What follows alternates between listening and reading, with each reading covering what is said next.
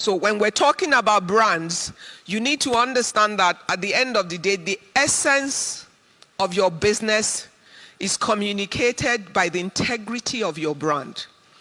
And when people trust the name of your company, they trust it not for the name alone. They trust it based on the character that the name represents. They trust it based on the value system that the name brings to you. We're not in business for the short haul. We're in business for the long haul. And if we want customers to be able to look at us in the eye 10 years down the line and find a good reason to still do business with us, we have to do it right. We have to deliver the quality. Why?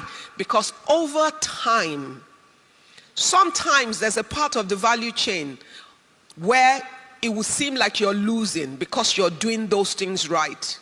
But there would be the harvest time when the seed of doing things right would facilitate your growth and put you on a major speed growth. And in my business experience, I've had many cycles of going through that.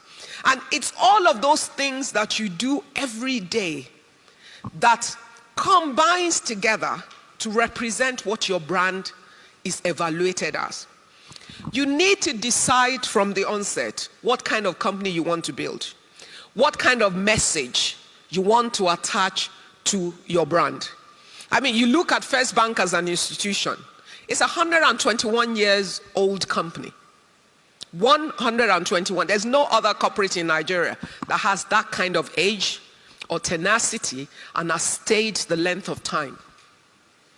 121 years of a massive institution that has transited from private enterprise when the British people who started it owned it, to becoming a government institution over time, to the period when it went back to private sector hands, and is going through a process in itself, responding to changes in time and seasons.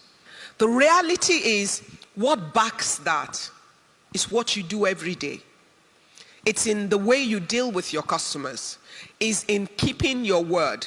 It's in delivering service and quality to your customer. It's in the kind of messaging that your customer can communicate on your behalf based on their experience of you. That's really, you know, you can run all the adverts in the world in order to sell your brand. If everybody hears about your company every day and says, oh, I want to experience this, don't have selective customership.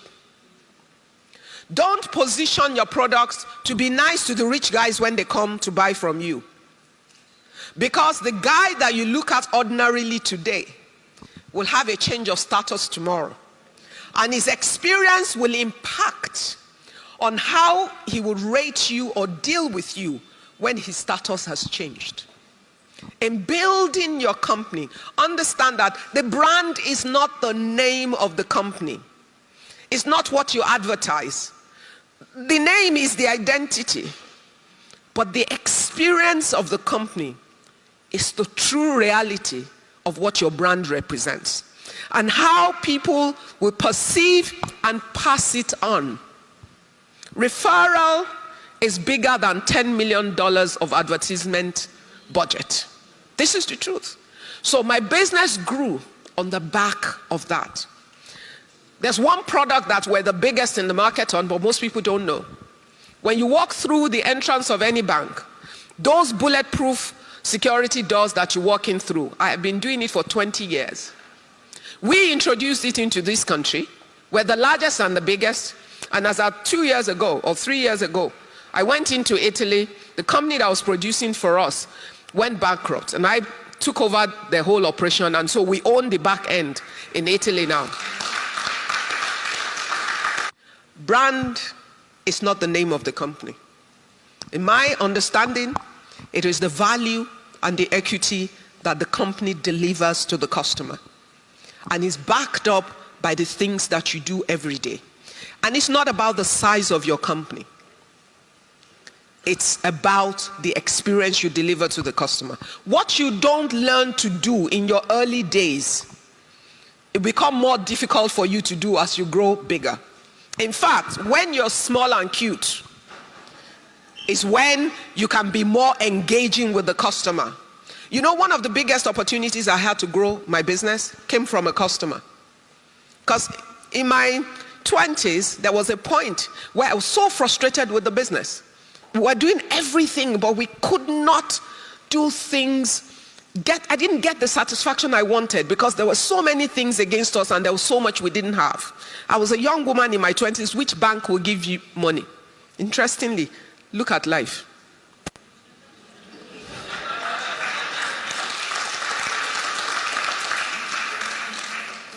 So at 52, it feels like I've already lived my life. But I can't stop thinking. I need to still keep going. And all the things I learned became tools that attracted people to invite me to join all the multiple boards that I were. Because there are people watching you. So you've got the business brand, but you've got your personal brand. And your personal brand is you, your word, your conduct, your integrity. People are watching. They're listening. They're observing. They see where you start. They see where you end. Everybody thought young women can't prosper except they're sleeping with the guys. I made two decisions as I was starting. As a young, skinny girl, I was never going to sleep with any man to get a job, nor was I ever going to pay a bribe. They told me it was a perfect formula for failure. Well, 27 years after, I've proven it's a perfect formula to succeed. And to succeed sustainably